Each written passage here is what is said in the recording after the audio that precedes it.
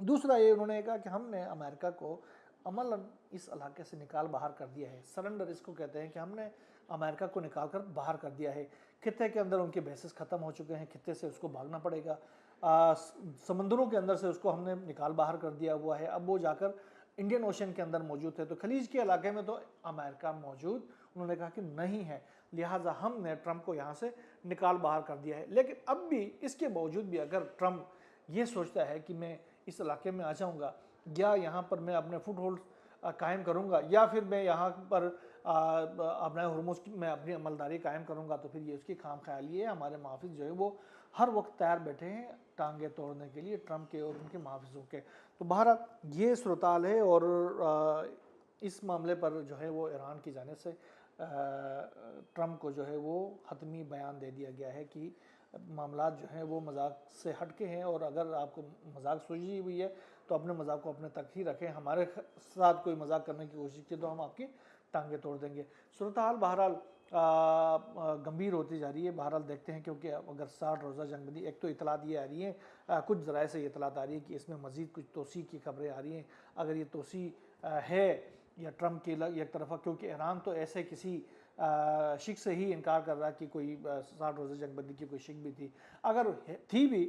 تو اس میں ابھی یہ اطلاعات آ رہی ہیں کہ اس میں کوئی توسیع ہو رہی ہے، تو دیکھتے ہیں اس میں کیا صورتحال بن رہی ہے۔ لیکن ایران جو ہے وہ اپنی جو پریپریشنز ہے وہ مکمل طور پر جاری رکھے ہوئے ہیں، اور ایران نے خطے کے اندر اپنے جو ہیجمنی ہے اس کو برقرار رکھنے کے لیے خاص طور پر کوششیں کر رہا۔ اربیل کے اندر آپ کو پتہ ہے، سلیمانیہ کے اندر جو عراق کے ساتھ جڑے ہوئے علاقے ہیں، ان کے اندر مسلسل طور پر جو امریکی ایلیمنٹس ہیں یا امریکی نواز ایلیمنٹس ہیں یا اینٹی ایران ایلیمنٹس وہاں پر موجود ہیں، ان کے خلاف ایران کی جانب سے مسلسل حملے کیے جا رہے ہیں، بلکہ آن گراؤنڈ آپریشنز کیے گئے ہیں وہاں پر، یہ بہت بڑی بات ہے۔ اس کے علاوہ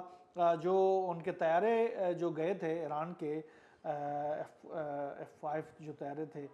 جو Su-24 جو طیارے تھے، جنہوں نے قطر میں جا کر العدید کے اوپر جو بمباری کی تھی، اس کے بعد سے ان میں سے جو 4 طیارے تھے وہ تباہ ہو گئے تھے، 3 طیاروں کے جو پائلٹس تھے وہ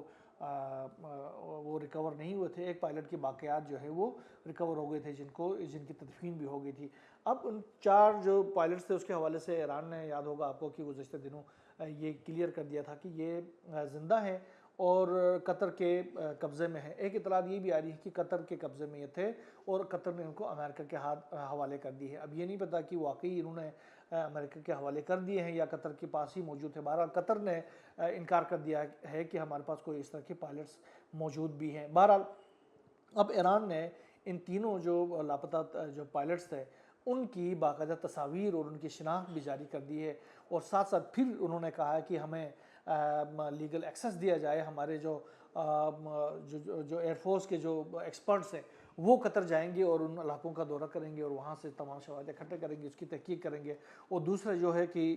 قطر کے اندر جو گرفتار ہیں تو ان کو ایکسس دیا جائے، ان کے پاس ان سے بات چیت کرنے کا موقع دیا جائے۔ یہ انٹرنیشنلی جو اقوام متحدہ کی بھی اور ہیومن رائٹس کی بھی کنونشنز کی خلاف ورزی ہے، جنیوا کنونشنز کی خلاف ورزی ہے کہ آپ ان کو ایکسس کو ڈینائی کر دیں، ان کے خاندان کے ساتھ، ان کے ملک کے ساتھ، ان کی حکومت کے ساتھ۔ تو بہرحال ایران کی جانب سے اس کی سخت جو ہے وہ ایکشن لیا گیا ہے۔ آنے والے دنوں میں دیکھتے ہیں کہ اس حوالے سے کیا ڈیولپمنٹ آتی ہے۔